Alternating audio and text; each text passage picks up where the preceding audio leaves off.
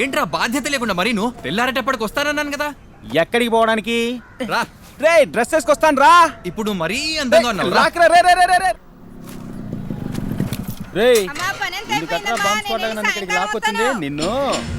అమ్మ నా దేవుడా, అడ్డం పడ్డ చెత్త తీయడానికి వాడు కావాలని అందరికీ చెప్పాను, ఒకడు పట్టించుకోలేదు. నేను వచ్చిన నువ్వు కరెక్ట్ అయినా వేసుకొచ్చావు. సర్లే గాని లుంగి ఇప్పేసిన వెనకమల్లేరా. ఎటి లుంగి విప్పాలా?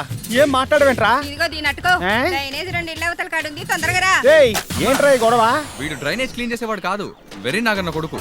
అయ్యో, నేను ఈ లుంగిని చూసి అట్టాడి మనిషి అనుకున్న, తప్పుగా అనుకోకండి.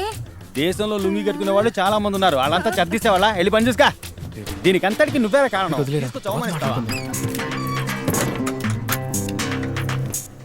అదేంటండి అప్పుడే పళ్ళు దోమేసుకున్నారా? ఏ?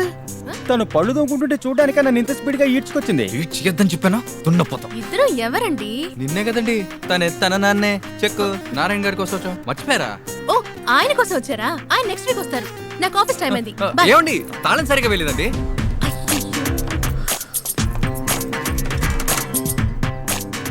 తాళం సరిగ్గానే వేశారండి. మీ పేరు ఆఫీస్ అడ్రస్ ఇచ్చారనుకోండి, ఫ్రీగా ఉన్న టైంలో అలా వస్తూ పోతుంటానండి. నువ్వు ఎప్పుడు ఫ్రీగానే ఉంటావు కదరా.